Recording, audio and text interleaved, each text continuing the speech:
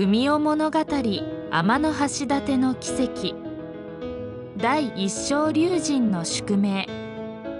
日本海の青い息吹に抱かれた天橋立。松の世紀が空へと昇る中、千立村の野球場では毎日のように白球が舞っていた。高校球児大和文雄は汗まみれのグローブを握りしめ、金属バットで夕日を切り裂いていた。378本、今日もノックオーバーだぜ、文雄。仲間の叫びに頬を緩めながら背中に鋭いうずきを感じた。竜の爪で脊椎をつかまれるような痛み。額の冷や汗をユニフォームの袖で拭うと、祖母譲りの古い銀時計が17時を指していた。スーパー大和堂の仕入れ時間だ。お母さん、冷蔵庫の奥に段ボール詰めておいたよ。陳列棚を整理しながら文雄はガラス越しに天橋立を眺めた。サスの向こうでうごめく夕闇が不気味な鱗のように輝いている。缶詰を拾おうとした瞬間、腰に雷が走った。第2章琥珀の芯。3日後、文雄は痛みに耐えかねて天龍堂鍼灸院を訪れた。玄関で奇妙な香りに鼻をひくつかせた。線香と海藻、それに硫黄。診察室から聞こえる鈴の音に導かれるように襖を開けると、墨色の着物をまとった女性が立っていた。待ってたわ、龍の子。琥珀と名乗る治療師の指先が背中をなでる。冷たい感触の次の瞬間、7本の銀針が刺さった。文雄の視界が金色に染まる。天井の刺繍から現れた竜の影が背骨を這い上がる熱とともに方向を上げる。覚醒の時よ。鏡に映った背中には黄色の鱗が波紋のように広がっていた。琥珀の声が地打ににじむ。天橋立は現世と竜宮をつなぐ門。あなたは龍泉が選んだ守護者。闇の正気を浄化する力が。その夜、文雄はサスの松林で初めて彼らを見た。紫の炎をまとった骸骨の群れが潮風に乗ってうごめいていた。無意識に握りしめた拳からほとばしった赤い雷光が魔物を粉砕する。第3章東京修行。野球で甲子園へって夢は父の問いに、文雄は竜の紋章が隠れた背中をさすった。今の俺に必要なのはこの力を制御する術です。上京初日、5時からの新聞配達で通う鍼灸学校の窓から新宿のネオンが竜の目のように瞬いていた。授業中もアルバイト先の整骨院でも彼は陣地れず気の流れを読む訓練を続けた。コンビニの鏡に映る瞳が時折黄金に輝くのがわかる。雨の夜道。水脚に絡まれていた女性を助けた時、手のひらから漏れた火花が水たまりを虹色に染めた。翌日、教室で再会したみゆの手首には不思議な形のやけど跡があった。この勘はありがとう。でも普通じゃないでしょ、あの光。第4章ロマンチックな出会い。文雄が鍼灸学校に通う中、運命の女性みゆと再会する。偶然同じ学校で学んでいたみゆは明るくて優しい性格で、いつも笑顔を届けていた。文雄が再び彼女に出会ったのは放課後の図書館だった。文雄が勉強に集中しているとき、みゆがふと話しかけた。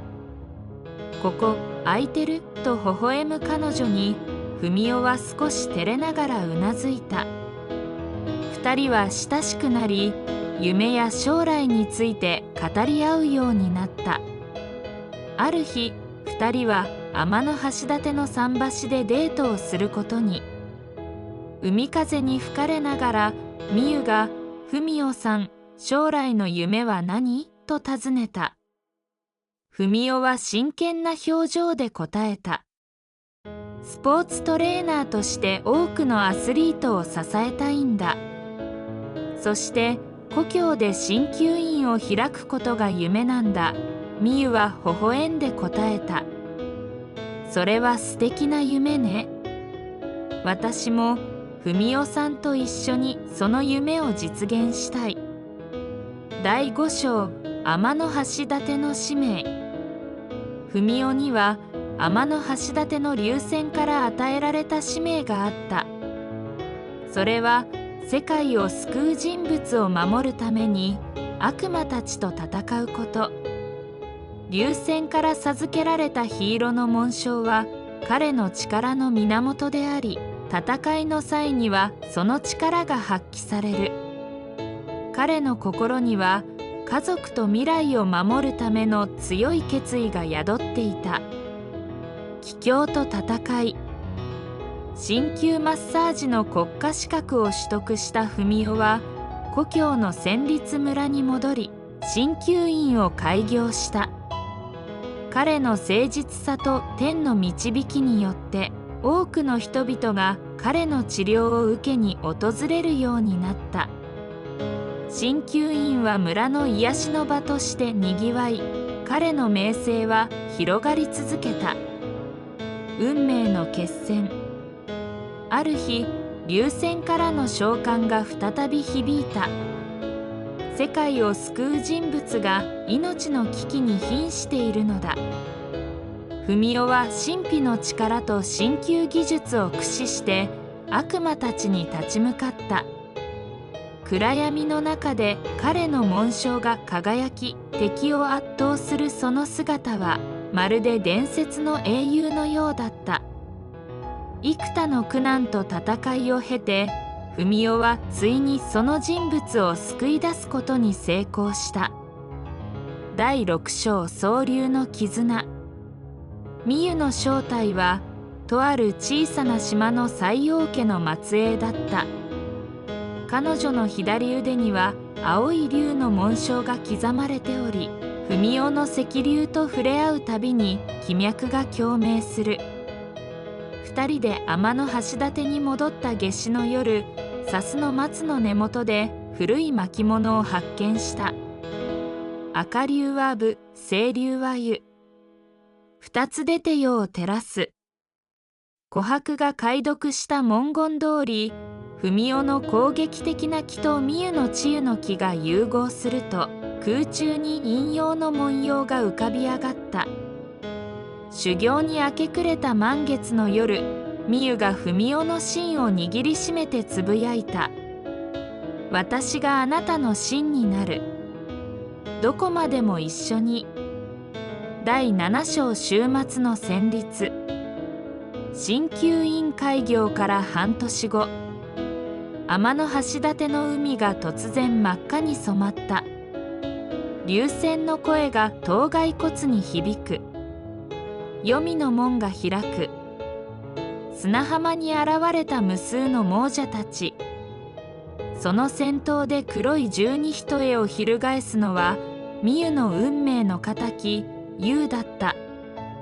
島の神化で焼かれた恨みを日本全土に降り注ごうとしている。みゆを奪う優の叫びとともに海面が巨大な鬼面に隆起する。文雄が放つ赤い雷撃を優が紫の炎で跳ね返す。波しぶきがダイヤモンドダストに変わり砂丘に降り注ぐ。みゆ、今だ。鍼灸院から駆けつけたみゆが青い木の帯を放つ。二人の木が螺旋を描いて交わり、天へ昇る光の柱が黄泉の門を貫いた。竜の着物が灰になり、竜の紋章同士が共鳴する音色が貝原を駆け抜ける。終章未来への架け橋。戦いの後に虹がかかった砂浜で、文雄はボロボロのユニフォームを握りしめていた。甲子園の土どころか、世界の命運を背負うことになろうとは。まだ終わってないわ。みゆが傷だらけの手を差し出す。全国に傷ついた龍脈が残っている。あなたの針と私の気で一つずつ癒していきましょう。夕暮れのスーパーでレジを打ちながら文雄は笑った。母が仕入れてきた新鮮な魚介類の匂い、近所の子供たちが野球ボールを追いかける歓声。この日常を守るためなら何度でも竜の芯を握る。太客の少年が尋ねた。お兄さん、背中のタトゥーかっこいい。どこでやったの？これはね、天橋立の龍神様からの勲章なんだ。波の音が風に乗り、笹の松がさらさらと歌う。いつか人生甲子園に立つ日まで、彼はこの地で戦い続けるだろう。人知れず鮮やかな火色の気をまといながら、